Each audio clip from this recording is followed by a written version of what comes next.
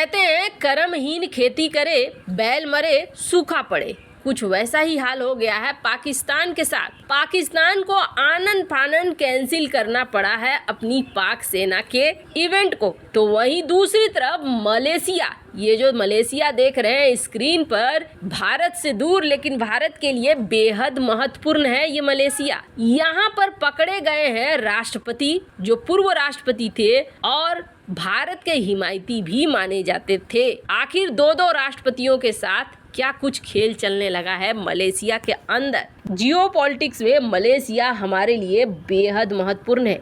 आइए जानते हैं इन खबरों को विस्तार से। ये जो स्क्रीन पर देश देख रहे हैं मलेशिया, मलेशिया भारत के लिए बहुत ज़्यादा महत्वपूर्ण है। मलेशिया कितना महत्वपूर्ण है इसका अंदाजा आप ऐसे लगा सकते हो कि भारत 3 देशों के साथ लोकल करेंसी यानी रुपए में व्यापार करना चाह रहा है और इन 3 देशों में एक यूएई है, दूसरा नाइजीरिया है तो तीसरा मलेशिया है। जल्द ही माना जा रहा था कि इन 3 देशों के बीच एक पैक्ट साइन हो जाएगा और इसके अनुसार ये व्यापार करेंगे रुपए में। भारत के लिए मलेशिया बहुत महत्वपूर्ण है, ये देखने को मिला है। वैसे आपको बता दें, महातीर मोहम्मद, ये चेहरा तो आपको याद ही होगा। ये वो चेहरा है जो कभी मलेशिया का प्रधानमंत्री हुआ करता था और इसके ही कार्यकाल में 3 देशों की तिकड़ी बनी थी। एक तरफ अर्दोगन था, दूसरी तरफ इमरान खान था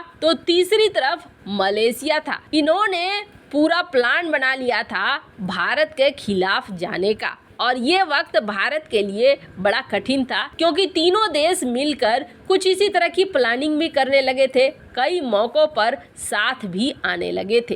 खैर, फिर इलेक्शन हुआ और इलेक्शन होने के बाद सरकार बदल गई और सरकार बदलने के बाद पीएम आए मुहिउद्दीन यासीन। इन्हें माना गया बैलेंस करने वाला, एक ऐसा शख्स जो बैलेंस करके चलता है सब कुछ। भारत के साथ रिश्ते भी सही हुए और ये जो तिकड़ी बनी थी ये तिकड़ी भी टूट गई और तिकड़ी टूटने के साथ साथ सारी चीजें ठीक ठाक चलने लगी। लेकिन ऐसा लगता है जैसे मलेशिया के राजनीति में बहुत सारी चीजें घुस आई हैं और ये बहुत सारी चीजें अब निकल कर बाहर आ रही है। मलेशिया में चुनाव हुए और मुहिउद्दीन यासीन चुनाव हार गए। चुनाव हारने के बाद अब एक नई खबर आई है जिसमें ये कहा जा रहा है कि मुहिउद्दीन यासीन को अरेस्ट कर लिया गया है, गिरफ्तार कर लिया गया है। अब इस वक्त ये 2 ऐसे पूर्व प्रधानमंत्री हो गए हैं जिनको अरेस्ट किया गया। मामला क्या है,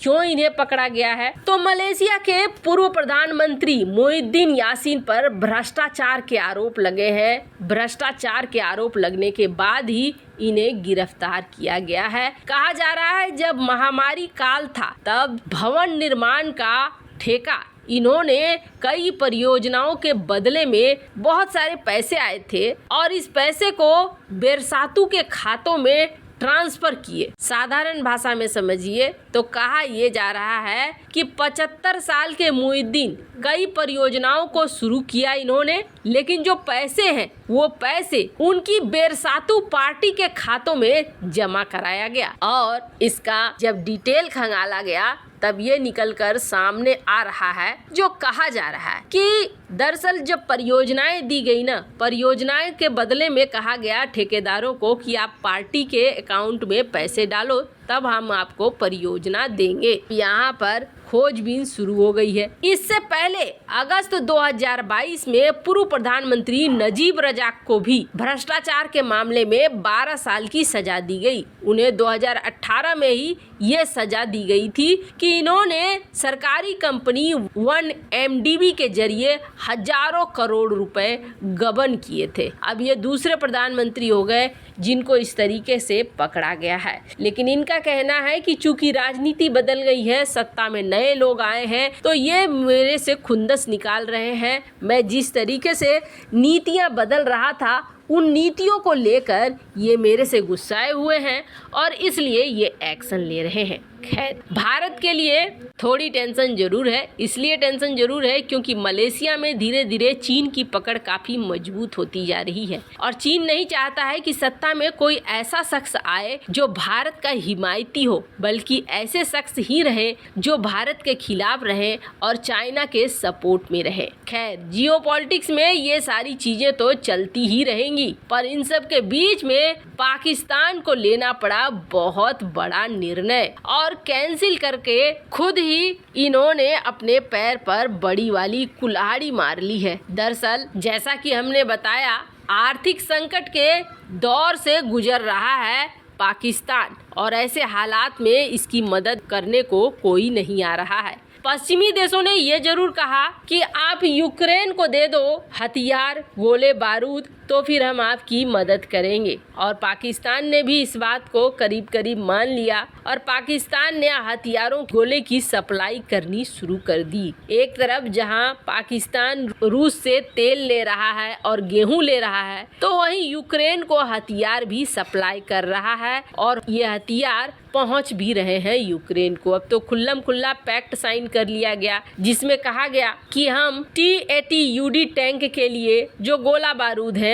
वो देंगे और ये पहुंच भी रहा है पोलैंड, जर्मनी के रास्ते से। पाकिस्तान सीधे सीधे रूस के ऊपर हमला करने को तैयार है, ये बात तो साफ ही दिख रही है। इतना ज्यादा खुलकर इन्होंने पहले किसी देश का सपोर्ट किया हो जो अभी ये कर रहे हैं। पर पाकिस्तान की दयनीय हालत देखिए, इन सब के बावजूद पाकिस्तान को अभी तक पैसे नहीं मिल रहे हैं। IMF भी अभी इसे लटका कर रखे हुए है, झुला कर रखे हुए है, तो वहीं अमेरिका भी अभी सिर्फ बातें ही कर रहा है। राजनीति की बात करें तो राजनीतिक तौर पर भी अस्थिर है पाकिस्तान। पर इन सब के बीच में पाकिस्तान भारत के देखा देखी बहुत सारी चीजें करना चाह रहा था और मार्च 23 को पाकिस्तान एक बड़ा परेड निकालने वाला था। इस परेड में कहा जा रहा था कि चाइना सपोर्ट कर रहा था पाकिस्तान को कि आप अपनी शक्ति का प्रदर्शन करो, अपनी शक्ति को दिखलाओ, ताकि दुनिया के अंदर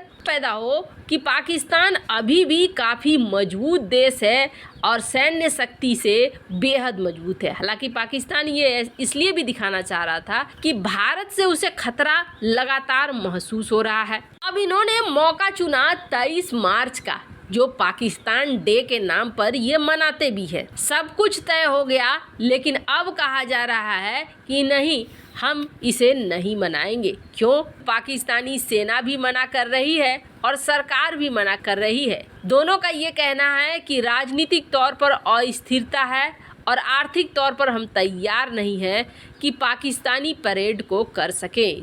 इतना दयनीय हाल हो गया है कि पाकिस्तान को अपना मिलिट्री परेड कैंसिल करना पड़ा है। वैसे इन सब मामले में आपकी क्या राय है? कमेंट कर जरूर बताएं। जल्द मिलते हैं अगले वीडियो में नई खबर के साथ।